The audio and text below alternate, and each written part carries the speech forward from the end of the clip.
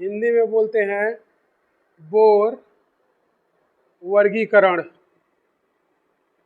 तो देखना बोर क्या बोलता है, इसमें उसने पहला टर्म बताया था कॉमन, या उसी को बोलते हैं रिप्रेजेंटेटिव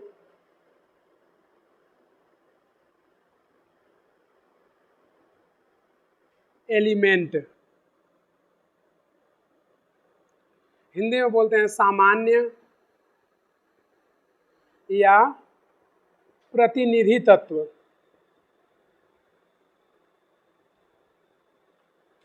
सामान्य या प्रतिनिधि तत्व। तो देखना बोर क्या बोलता है, बोर बोलता है कि ऐसा कोई भी एलिमेंट जिसका आउटर कक्षक या बाह्यतम कोश क्या हो, अपूर्ण हो, वो सभी क्या होते हैं कॉमन या रिप्रेजेंटेटिव एलिमेंट। तो जैसे देखना एस जो होता है और पी ब्लॉक, ठीक है, ये जितने भी होते हैं ये सभी क्या होंगे सामान्य या प्रतिनिधि तत्व। लेकिन इसमें एक एक्सेप्शन है, कौन, नोबेल गैस, क्योंकि उसका जो आउटर मोस्ट होता है बाह्यतम कोश होता है वो क्या होता है पूर्ण होता है। जितनी भी नोबेल गैस, जैसे हीलियम हो 1s2 होता है, उसके साथ नियॉन हो तो वो Np6 होता है, आर्गन हो वो भी Np6 होता है। लेकिन जैसे ही देखोगे एस ब्लॉक, तो एस ब्लॉक में जैसे हाइड्रोजन, लिथियम, सोडियम और पोटेशियम, तो ये क्या होता है 1s1, ये क्या होगा 2s1, ये 3s1 और ये 4s1, ठीक है। उसी तरह P को देखोगे तो P जो होता है NS2 NP 1 to 6, लेकिन 1 to 6 नहीं, हमें 5 चाहिए केवल। जो Np6 होते हैं ये सभी कौन होते हैं नोबल गैस, कौन होते हैं नोबेल गैस। तो ये नोबल गैस जो होती है इसका क्या है अपवाद या एक्सेप्शन।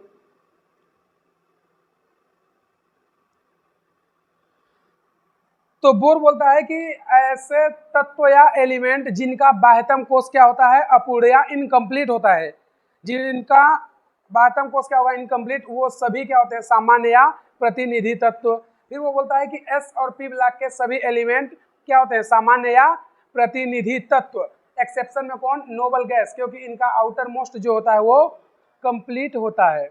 अब देखोगे तो तुम लोगों को डाउट होगा, जैसे बेरिलियम, ठीक है, मैग्नीशियम, कैल्शियम, स्ट्रोंशियम, तो इनका अगर किसी को भी देखो तो इसका एटॉमिक नंबर 4, ये 12 और ये 20, तो इनका बाह्यतम कोश पूर्ण नहीं है। कैसे देखना, इसका अगर हम लोग देखें तो ये पहले सेल में 2 इलेक्ट्रॉन, दूसरे में भी 2, तभी तो 2 2 4 होगा। इसके में पहले में 2, दूसरे में 8, तीसरे में 2, इसका पहले में 2, दूसरे में 8, तीसरे में 8 और लास्ट में 2। तो देखोगे तो इसका जो आउटर मोस्ट सेल है कौन कौन, आउटर मोस्ट में ये और ये। भाई इसके अंदर के जो हैं आंतरिक, हम लोग इनर ऑर्बिटल की बात नहीं कर रहे हैं, आंतरिक कक्षक नहीं, बाह्य या आउटर सेल। तो देखोगे तो आउटर में कितने हैं 2, जबकि क्या सेकेंड जो हमारा कोश होता है दूसरा कोश होता है उसमें मैक्सिमम कितने इलेक्ट्रॉन आ सकते हैं 8, तभी तो हमारा रूल बनता है 2 8 8 18 18 32, तो होने चाहिए थे 8 लेकिन हैं कितने 2। तो क्या हम लोग बोल सकते हैं कि बाह्यतम कोश अपूर्ण है। इसका भी देखोगे तो बाह्यतम कोश अपूर्ण है, क्योंकि 2 8, तीसरे में कितना होना चाहिए था 8, लेकिन है कितना 2, यानी कि इसका भी बाह्यतम कोश क्या है अपूर्ण या इनकम्प्लीट है। इसमें 2 8 8, फिर लास्ट में 2, होना कितना चाहिए यहाँ 18, लेकिन ऐसा नहीं है। तो बोर यही बोलता है कि ऐसा कोई भी एलिमेंट जिसका आउटर मोस्ट सेल क्या हो इनकम्प्लीट या अपूर्ण हो, वो सभी कॉमन या रिप्रेजेंटेटिव एलिमेंट या सामान्य प्रतिनिधि तत्व कहलाते हैं। तो सभी यस और पी ब्लॉक के एलिमेंट जो होते हैं वो क्या कहलाते हैं सामान्य या प्रतिनिधि तत्व, नोबल गैस को छोड़ के, क्योंकि नोबल गैस ही ऐसी होती हैं जिनका आउटर मोस्ट सेल जो होता है वो क्या होता है कंप्लीट। जैसे अगर हम लोग इसमें देखें तो देखना पहला कौन है हीलियम, फिर नियॉन, फिर आर्गन, उसके बाद क्रिप्टॉन, फिर जिनान। तो देखना इसका परमाणु क्रमांक 2, ये 10, ये 18 और ये 36 और ये 54। तो इसके पहले सब सेल में कितने इलेक्ट्रॉन? 2, दूसरे में 2 एंड 8, तीसरे में 2 8 8 और इसमें 2 8 8 फिर 18 और इसमें 2 8 8 18 और 18। ठीक है, तो देखोगे तो इनका सभी का जो आउटर मोस्ट सेल है यानी कि बाह्यतम कोष, पहले कोष में कितने होते हैं? 2 वो है, दूसरे में 8 होता है, तीसरे में भी 8 होता है, चौथे और पांचवें में 18 होता है वो है। तो इनका देखोगे तो जो बाह्य कोष है वो क्या है? पूर्ण है। जबकि बोर क्या बोलता है कि जो आउटर मोस्ट सेल है वो क्या होना चाहिए? इनकम्प्लीट। तो केवल नोबल गैस ऐसी होती है जिनका आउटर मोस्ट क्या होता है?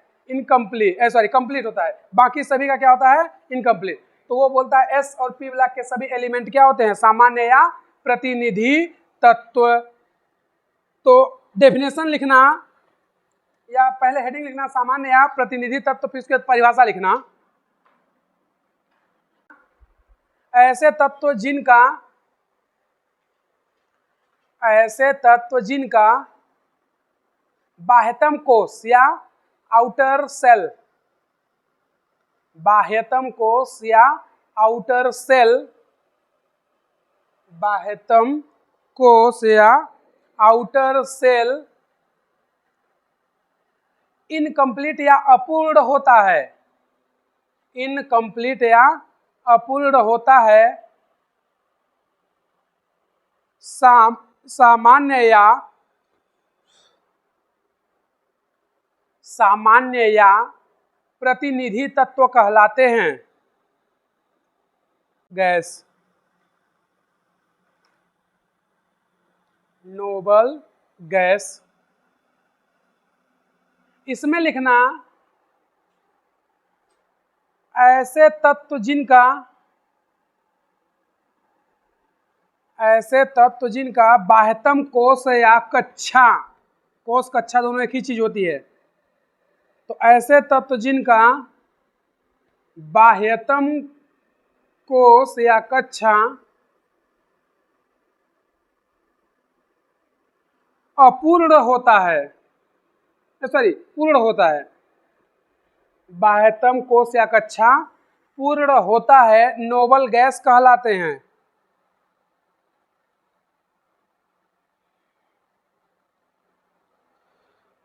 नोबल गैस कहलाते हैं। लिख चुके? तो देखना वो क्या बोल रहा है कि जो इसका आउटर सेल होता है, वो आउटर सेल कैसा होता है? इसका कंप्लीट होता है। कैसा होता है? कंप्लीट। एग्जाम्पल से अभी हम लोग देखे थे कि जो नोबल गैस होती है उन सभी का आउटर सेल क्या होता है? कंप्लीट होता है। तो उनको क्या बोलते हैं हम लोग? Noble gas. Total noble gas कितनी है? बोलो। टोटल नोबल गैस 7 हैं। कितनी है? 7। कौन कौन? Helium, neon, argon, krypton, xenon, radon और ओजी। ठीक है, तो जो 7 नोबल गैस हैं इनका अगर हम लोग कॉमन इलेक्ट्रॉनिक विन्यास की बात करें या इलेक्ट्रॉनिक कॉन्फ़िगरेशन की, तो वो जो होता है वो होता है NS2 NP6। ये इनका कॉमन इलेक्ट्रॉनिक कॉन्फ़िगरेशन होता है, यानी कि इनका जो आउटर मोस्ट में जो इलेक्ट्रॉन है वो हमेशा कहाँ जाता है? P में। लेकिन इसका जो एक्सेप्शन है या अपवाद है वो कौन है? हीलियम। हीलियम का जो लास्ट इलेक्ट्रॉन है वो S में जाता है नोबल गैस ही, लेकिन ये एक्सेप्शन किस चीज का है? इलेक्ट्रॉनिक कॉन्फ़िगरेशन का। होना क्या चाहिए? NS2 NP6, मतलब P में लास्ट इलेक्ट्रॉन जाना चाहिए, लेकिन इसका लास्ट इलेक्ट्रॉन किस में आता है? S में। तो हीलियम नोबल गैस है लेकिन इसका इलेक्ट्रॉनिक विन्यास जो होना चाहिए वो नहीं होता है। समझे? तो ये एक्सेप्शन किसका है? इलेक्ट्रॉनिक कॉन्फ़िगरेशन का, ना कि नोबल गैस का। तो हीलियम नोबल गैस होती है, लेकिन ये एक्सेप्शन किस लिए हम बता रहे हैं कि इसका इलेक्ट्रॉनिक विन्यास ये होना चाहिए था, यानी लास्ट इलेक्ट्रॉन कहाँ जाना चाहिए था? P में, लेकिन P में नहीं गया है, इसलिए इसको हम लोग इसका एक्सेप्शन मानते हैं। तो 7 नोबल गैस होती हैं और इनका जो आउटर सेल होता है वो क्या होता है, कंप्लीट होता है। फिर उसके बाद अगर हम लोग इसी में देखें तो अगला जो पॉइंट आता है उसको हम लोग बोलते हैं ट्रांजिशन एलिमेंट, हिंदी में बोलते हैं संक्रमण तत्व। तो देखना जो ट्रांजिशन एलिमेंट या संक्रमण तत्व होते हैं ये क्या बोलता है कि ऐसे एलिमेंट जिसका बाह्यतम कोश यानी 1 - ND वो क्या हो, इनकम्प्लीट हो, वो सभी क्या होते हैं, ट्रांजिशन एलिमेंट। मतलब ये क्या बोल रहा है कि जो इनका आउटर सेल है वो क्या है, N-1D, ये क्या होना चाहिए, इनकम्प्लीट। क्या होना चाहिए, इनकम्प्लीट। अगर इनका ये N-1D इनकम्प्लीट है तो जितने भी एलिमेंट होंगे वो सभी क्या होंगे, ट्रांजिशन एलिमेंट। जैसे एग्जाम्पल देखो तो हम लोग ले लेते हैं निकिल को, एटॉमिक नंबर 28, तो इसका जो इलेक्ट्रॉनिक कॉन्फ़िगरेशन है वो होगा क्या, AR, ठीक है, जो कि 18। तो AR कहाँ से होता है, 3 से, तो ये चालू कहाँ से होगा, 4 से, तो 4s 3D, तो 2 इसमें डाल दिए, कितना हो गया 20, बचा कितना 8। तो देखोगे तो इसका जो N-1D है वो क्या है, इनकम्प्लीट है। D में कितने होने चाहिए, 10, लेकिन है नहीं, ठीक है। तो इसका मतलब कि N-1D इसका क्या है, इनकम्प्लीट, तो ये क्या है, ट्रांजिशन एलिमेंट है। अगर हम लोग इसी में देखें इसके एक्सेप्शन की, ट्रांजिशन एलिमेंट के, तो इसका जो एक्सेप्शन है या अपवाद, वो एक्सेप्शन है कौन कौन, एक तो जिंक, दूसरा कैडमियम, तीसरा मरकरी और चौथा कॉपरनीशियम, ठीक है। ये चारों क्या होते हैं, एक्सेप्शन, किसके, ट्रांजिशन एलिमेंट के। मतलब हम डेफिनेशन क्या बोल रहे हैं कि N-1D अगर किसी एलिमेंट का इनकम्प्लीट है तो वो सभी ट्रांजिशन एलिमेंट होते हैं। लेकिन ये ऐसे एलिमेंट हैं जिसका N-1D क्या होता है, कंप्लीट होता है। जैसे इसका देखोगे तो ये होता है क्या, 4s2 3d10, ये क्या होता है 5s2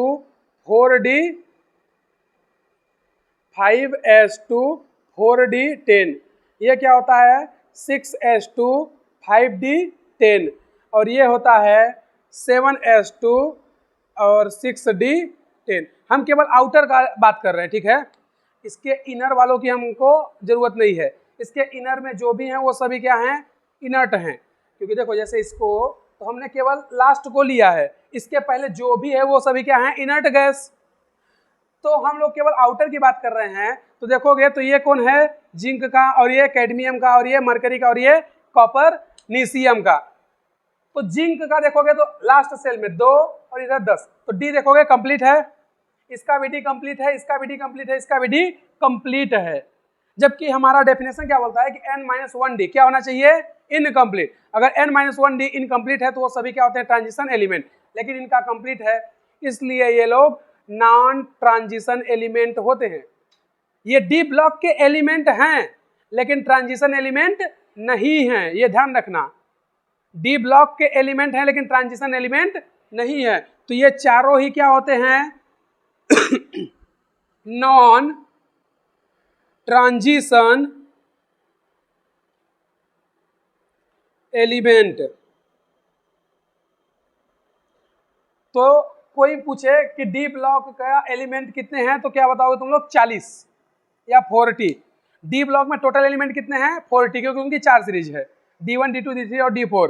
तो एलिमेंट 40 हैं, लेकिन ट्रांजिशन एलिमेंट कितने होंगे, 36, क्योंकि 4 माइनस हो गए ना भाई। 4 हम अगर हमसे पूछे कि डी ब्लॉक, ठीक है, और डी ब्लॉक में टोटल एलिमेंट वो कितने हैं, 40। लेकिन अगर कोई हमसे यह पूछ दे कि बताओ ट्रांजिशन एलिमेंट कितने हैं, तो ट्रांजिशन कितने होंगे, 36, क्योंकि 4 एलिमेंट जो होते हैं वो ट्रांजिशन नहीं होते। क्यों नहीं होते, क्योंकि इसका N-1D क्या होता है, कंप्लीट होता है।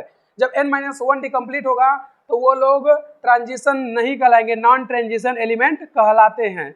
अब इनमें से ये जो 3 है, ये तीनों जिंक कैडमियम मरकरी, ये जो होती है ये होती है वोलेटाइल मेटल। कैसी होती है, वोलेटाइल मेटल, मतलब वाष्पशील। वाष्पशील मतलब क्या होता है, ये रूम टेम्परेचर पे ना अपने वेपर में कन्वर्ट हो जाती है। मतलब इनको अगर जैसे पानी है लिक्विड स्टेट में है, उसको हम लोग जब तक हीट नहीं करेंगे बहुत ज़्यादा तब तक वो वेपर में कन्वर्ट नहीं होती है। मतलब यहाँ पर अगर अभी हम लोग पानी रख दें तो वो जितना है उतना ही रहेगा, लेकिन इन लोगों को रख दें तो ये लोग कुछ इनका वेपर बन करके निकल जाएगा, इसलिए ये वोलेटाइल होती हैं।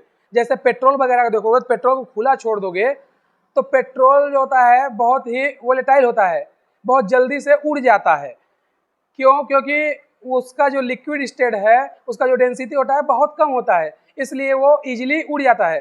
तो अगर तुम लोग पेट्रोल 1 लीटर ले करके खुले में ऐसे रख दो और आधे घंटे बाद देखोगे तो पेट्रोल 1 लीटर नहीं होता है। क्यों? क्योंकि वो वेपर के रूप में निकल लिया। तो उसी तरह जिंक, कैडमियम और मरकरी, ये तीनों ही क्या होती हैं, वोलेटाइल, यानी रूम टेम्परेचर पर इनके वेपर बन जाते हैं। रूम टेम्परेचर कितना? 27 डिग्री सेंटीग्रेड। तो जो रूम टेम्परेचर होता है उस पर ये वेपर में कन्वर्ट हो जाती है, मतलब इनको हीट देने की आवश्यकता नहीं होती है, इसलिए इनको हम लोग क्या बोलते हैं, वोलेटाइल मेटल। तो ट्रांजिशन एलिमेंट का डेफिनेशन क्या होगा? ऐसे एलिमेंट जिसका n-1d क्या हो, इनकम्प्लीट, वो सभी क्या होते हैं, ट्रांजिशन एलिमेंट। एक्सेप्शन कौन है? जिंक, कैडमियम, मरकरी और कॉपरनीशियम। ये चार जो होते हैं इनका n-1d क्या होता है, कंप्लीट होता है, इसलिए इनको हम लोग नॉन ट्रांजिशन एलिमेंट बोलते हैं। ये डी ब्लॉक के एलिमेंट हैं लेकिन ट्रांजिशन एलिमेंट नहीं हैं, इसलिए डी ब्लॉक में टोटल एलिमेंट कितने हैं, 40, लेकिन ट्रांजिशन कितने हैं, 36। समझे कि नहीं समझे? तो ट्रांजिशन एलिमेंट अलग चीज होती है, डी ब्लॉक का एलिमेंट अलग चीज होता है। डी ब्लॉक का एलिमेंट कहने का मतलब यह है कि उसका लास्ट इलेक्ट्रॉन कहाँ जा रहा है, डी में जा रहा है, तो लास्ट इलेक्ट्रॉन भाई डी में जा रहा है, कोई दिक्कत नहीं है। लेकिन अगर हमसे बोले कि वो डी ब्लॉक वाले एलिमेंट क्या ट्रांजिशन होते हैं, तो सभी नहीं होते हैं, वो चार नहीं होंगे। क्यों? क्योंकि उसका n-1d कंप्लीट होता है। तो डी ब्लॉक एलिमेंट मतलब लास्ट इलेक्ट्रॉन कहाँ जाना चाहिए, डी में। ट्रांजिशन एलिमेंट मतलब उसका n-1d क्या होना चाहिए, इनकम्प्लीट। तो दोनों अलग अलग चीजें हैं। डी ब्लॉक अगर तुमसे पूछेगा तो क्या बताओगे कि उसका लास्ट इलेक्ट्रॉन डी ऑर्बिटल में जाना चाहिए या डी सबसेल में जाना चाहिए। और ट्रांजिशन एलिमेंट कोई पूछे तो क्या बताओगे कि उसका n-1d जो ऑर्बिटल होता है वो क्या होना चाहिए, इनकम्प्लीट होना चाहिए। समझे? तो डी ब्लॉक के एलिमेंट 40 हैं, तो इसका डेफिनेशन क्या होगा, जो लास्ट इलेक्ट्रॉन है वो कहाँ जाना चाहिए, लास्ट इलेक्ट्रॉन डी सबसेल में या डी उपकोष में। और ट्रांजिशन है तो ये क्या बोलता है कि इसका n-1d क्या होना चाहिए, इनकम्प्लीट। क्या होना चाहिए, इनकम्प्लीट। तो दोनों अलग अलग चीजें हैं। डी ब्लॉक मतलब लास्ट इलेक्ट्रॉन डी में जाएगा, ट्रांजिशन एलिमेंट मतलब n-1d क्या होना चाहिए, इनकम्प्लीट। तो डी ब्लॉक में 40 एलिमेंट है जबकि ट्रांजिशन एलिमेंट कितने हैं, 36। समझे कि नहीं समझे? कोई डाउट किसी को? लिख लो।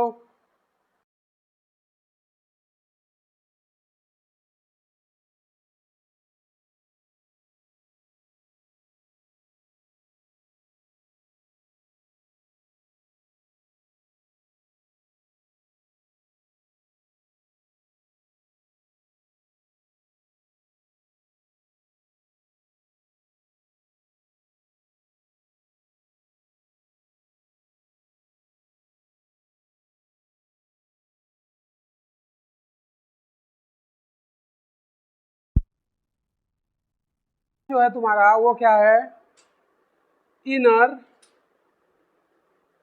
Transition element. हिंदी में बोलते हैं अंतः संक्रमण तत्व। ठीक है, तो हम लोग इसमें बोल सकते हैं कि एफ ब्लॉक के जितने भी एलिमेंट हैं, एफ ब्लॉक के सभी तत्व क्या कहलाते हैं, अंतः संक्रमण।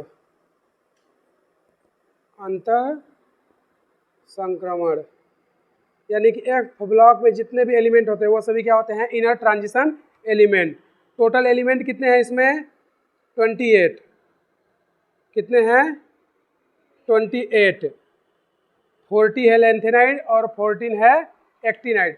तो टोटल 28 एलिमेंट हैं एफ ब्लॉक में, और सभी के सभी क्या होते हैं transition sorry inner transition element.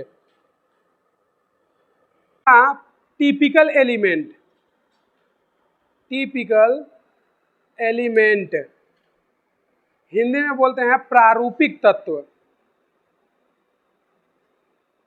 तो देखना जो प्रारूपिक या टिपिकल एलिमेंट है ये क्या बोलता है कि ऐसे एलिमेंट जो अपने ग्रुप में तत्वों का क्या करते हैं प्रतिनिधित्व करते हैं, मतलब जो भी उनके गुण हैं, अगर एक का गुण समझ जाएंगे तो सभी की प्रॉपर्टी उसी के जैसे होती है, तो उन सभी को क्या बोलते हैं टिपिकल या प्रारूपिक तत्व। तो जो टिपिकल एलिमेंट या प्रारूपिक तत्व थे वो सभी क्या थे थर्ड पीरियड के, थर्ड पीरियड के सभी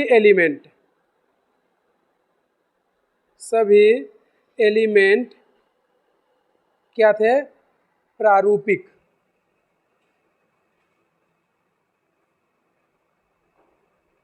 जैसे एग्जाम्पल अगर हम लोग देखें तो sodium, magnesium, aluminium, silicon, phosphorus, इधर सल्फर, क्लोरीन। एक्सेप्शन इसका कौन था, एक्सेप्शन या अपवाद वो था नोबल गैस आर्गन। तो टिपिकल एलिमेंट या प्रारूपिक तत्व ऐसे तत्व जो अपने समूह में गुणों का क्या करेंगे निर्धारण करेंगे, मतलब अपने ग्रुप में जितने भी उनके कैरेक्टर होंगे फिजिकल या केमिकल कैरेक्टर उन सभी को निर्धारित कौन करते हैं प्रारूपिक तत्व। इसलिए तीसरे आवर्त के जितने भी तत्व होते हैं सभी अपने समूह में गुणों का निर्धारण करते हैं, इसलिए उनको प्रारूपिक तत्व कहते हैं। होता कौन कौन है sodium, magnesium, aluminium, silicon, phosphorus, sulphur और क्लोरीन। आर्गन नहीं होता है, आर्गन इसका क्या है अपवाद है। अब यहाँ पर एक क्वेश्चन आता है क्या कि जो सेकेंड पीरियड है, ठीक है क्या सेकेंड पीरियड यानी कि द्वितीय आवर्त के जो तत्व होते हैं वो प्रारूपिक तत्व क्यों नहीं हो सकते। ठीक है, सेकेंड पीरियड के जो एलिमेंट होते हैं वो प्रारूपिक नहीं होते हैं। जैसे एग्जाम्पल में बात करें लिथियम, बेरेलियम, बोरॉन, ईटीसी, तो ये सभी क्या हैं सेकेंड पीरियड के एलिमेंट। ये लोग टिपिकल एलिमेंट नहीं होते हैं। रीजन इनका क्या है, पहला रीजन देखना, अगर हम लोग इसके रीजन्स की बात करें तो इसका जो रीजन है नंबर फर्स्ट, इनका जो साइज होता है वो बहुत छोटा होता है। साइज क्या होगा स्मॉल, या बोले स्मॉल साइज। नंबर दूसरा, इनमें 2D जो ऑर्बिटल होता है या कक्षक होता है वो क्या होता है एब्सेंट होता है। 2D ऑर्बिटल वो क्या होगा एब्सेंट। और तीसरा जो होता है इनका आयनन एनर्जी, इंग्लिश में बोलते हैं आयनाइजेशन एनर्जी, शॉर्ट में इसको क्या बोलते हैं IE, ये क्या होता है ज़्यादा होता है। इन तीन कारणों से जो सेकेंड पीरियड के एलिमेंट है जैसे लिथियम, बेरिलियम, बोरान, कार्बन, ये सभी टिपिकल एलिमेंट नहीं होते हैं। तो ये लोग टिपिकल एलिमेंट या प्रारूपिक तत्व नहीं हैं। क्यों नहीं हैं, कारण पहला क्या कि इनका साइज बहुत छोटा होता है। दूसरा रीजन क्या 2D ऑर्बिटल इनके पास नहीं होता है, क्योंकि जो D ऑर्बिटल होता है वो शुरू कहाँ से होता है फोर्थ पीरियड से। जो 3D होते हैं, तीसरा इसका जो रीजन है उसका आयनाइजेशन एनर्जी या आयनन ऊर्जा वो क्या होता है बहुत ज़्यादा होता है। इसके कारण से ये जो सेकेंड पीरियड के एलिमेंट हैं वो सभी टिपिकल एलिमेंट नहीं होते हैं। केवल तीसरे पीरियड के एलिमेंट ही टिपिकल होते हैं। एक्सेप्शन में कौन आर्गन, आर्गन टिपिकल एलिमेंट नहीं होता है। क्यों, उसके भी कारण है, क्योंकि ये जो होता है बहुत स्टेबल होता है। भाई इसका जो पी कक्षक है वो क्या होता है स्टेबल होता है, पी इसका जो है होता है फुल होता है, इसलिए स्टेबल होता है, इसलिए इसमें हम लोग इसको टिपिकल एलिमेंट नहीं बोलते हैं। तो थर्ड पीरियड के सभी एलिमेंट टिपिकल होंगे, एक्सेप्शन में कौन? नोबल गैस अक्रिय, आर्गन। ऐसे तत्व जो अपने समूह में, टिपिकल एलिमेंट का डेफिनेशन, ऐसे तत्व जो अपने समूह में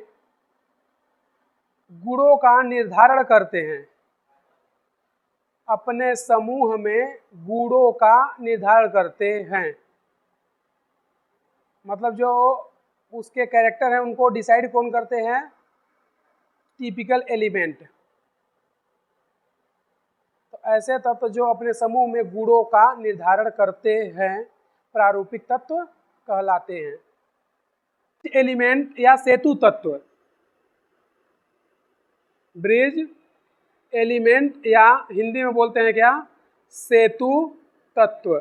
तो देखना, जैसे लिथियम, बेरिलियम और बोरॉन, तो इसके नीचे कौन होता है? सोडियम, और फिर इसके नीचे कौन होता है? मैग्नीशियम, और फिर इसके नीचे कौन होता है? एल्यूमिनियम, फिर ये कार्बन, इसके नीचे कौन होता है? सिलिकॉन। ठीक है, तो देखना ये जो लिथियम है इसका कैरेक्टर इनके साथ तो मिलेगा ही, इसका कैरेक्टर नेक्स्ट जो ये एटम है इनके साथ भी मिलता है। उसी तरह जो बेरिलियम है इसका कैरेक्टर अपने ग्रुप में मैग्नीशियम, कैल्शियम, स्ट्रोंशियम से तो मिलेगा, लेकिन कुछ कैरेक्टर एल्यूमिनियम से भी मिलते हैं। उसी तरह बोरॉन का कैरेक्टर अपने ग्रुप में तो मिलेगा, लेकिन कुछ कैरेक्टर जो है सिलिकॉन से भी मिलते हैं। तो ये जो देखोगे तो ये क्या बन रहा है? डायगोनल, जिसको क्या बोलते हैं? विकर्ण। ठीक है, ये क्या बन रहा है? डायगोनल, या इनको क्या बोलते हैं? विकर्ण संबंध। तो यहाँ पर देखोगे तो जितने सेकेंड पीरियड के एलिमेंट हैं वो क्या होते हैं? ब्रिज एलिमेंट या सेतु तत्व। और ऐसे रिलेशन को हम लोग क्या बोलते हैं? विकर्ण संबंध या डायगोनल रिलेशन। तो ये जो है इसको हम लोग क्या बोलते हैं? Diagonal relation. क्या बोलते हैं? Diagonal relation. हिंदी में बोलते हैं विकर्ण संबंध। तो विकर्ण संबंध मतलब एलिमेंट जो है उसका प्रॉपर्टी अपने ग्रुप में तो मिलेगा ही, साथ में जो अगला ग्रुप है उनसे भी मैच करता है, तो उनको डायगोनल रिलेशन या विकर्ण संबंध कहते हैं। और ये जो लिथियम है, बेरिलियम है, बोरॉन है, इन सभी को हम लोग क्या बोलते हैं? Bridge element. जबकि मेंडलीफ ने बताया था कि जो थर्ड पीरियड के एलिमेंट होते हैं जैसे सोडियम, मैग्नीशियम, एल्यूमिनियम, सिलिकॉन, ये सभी क्या होते हैं? ब्रिज एलिमेंट या सेतु तत्व। जबकि मेंडलीफ क्या था? गलत था। तो मेंडलीफ ने जो बताया था, क्या बताया था मेंडलीफ? मेंडलीफ बोला था कि जो थर्ड पीरियड के एलिमेंट होते हैं, थर्ड पीरियड के एलिमेंट क्या होते हैं? सेतु तत्व या ब्रिज एलिमेंट। सेतु तत्व या ब्रिज एलिमेंट होते हैं। जबकि ये बात क्या थी? गलत। सही क्या है? तो जो सही है हम लोग बोल सकते हैं कि सेकेंड पीरियड के एलिमेंट ये सभी क्या होते हैं? ब्रिज एलिमेंट या सेतु तत्व। ब्रिज एलिमेंट हिंदी में क्या बोलते हैं? सेतु तत्व। ब्रिज एलिमेंट होते हैं। तो मेंडलीफ जो बताया था वो गलत था। क्या उसने बताया था कि जो थर्ड पीरियड यानी sodium, potassium, sodium, magnesium, aluminium होते हैं, ये सब क्या होते हैं? सेतु तत्व। जबकि गलत था वो। अब हम लोग यहाँ से बता सकते हैं कि जो सेकेंड पीरियड के एलिमेंट होते हैं वो ब्रिज एलिमेंट होते हैं। क्यों होते हैं? क्योंकि जो ब्रिज एलिमेंट है इसका कैरेक्टर अपने ग्रुप में तो मिलता है, साथ ही साथ जो अगले ग्रुप का थर्ड एलिमेंट होता है उनसे भी मिलता है। तो लिथियम का सोडियम, पोटेशियम, रुबिडियम, सीजियम अपने ग्रुप में तो मिलता ही है, लेकिन कुछ कैरेक्टर मैग्नीशियम से मिलेगा।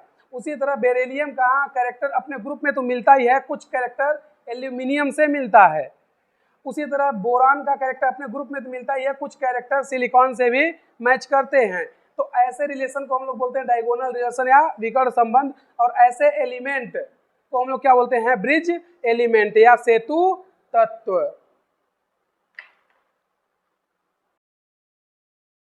हो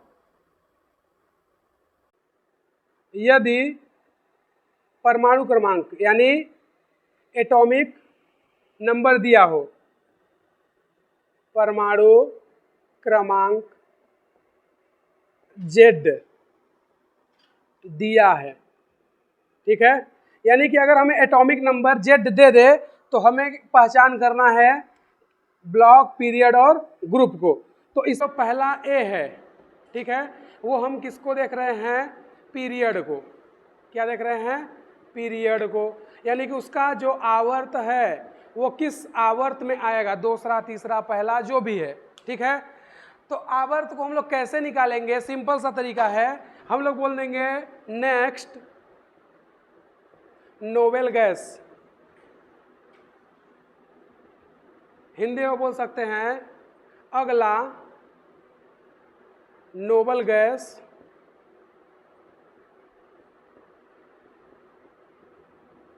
का आवर्त, ठीक है। मतलब जैसे अगर मान लो कि हमें बोल दिया 12, ठीक है, तो 12 जो है उससे आगे जो आएगी नोबेल गैस वो कौन होगी, 18, भाई आर्गन। तो आर्गन होती है 18, किस पीरियड में आती है, तीसरे में। तो उसका जो 12 नंबर का परमाणु है उसका जो आवर्त होगा वो क्या होगा, तीसरा। तो अगर हमसे पीरियड पूछेगा तो कैसे बताएंगे, नेक्स्ट नोबेल गैस का पीरियड, यानी कि जो नोबेल गैस है उसका जो पीरियड होगा वही हमारे दिए हुए एटॉमिक नंबर का होगा। उसके बाद इसी में देखें तो हमें अगला क्या दे सकता है,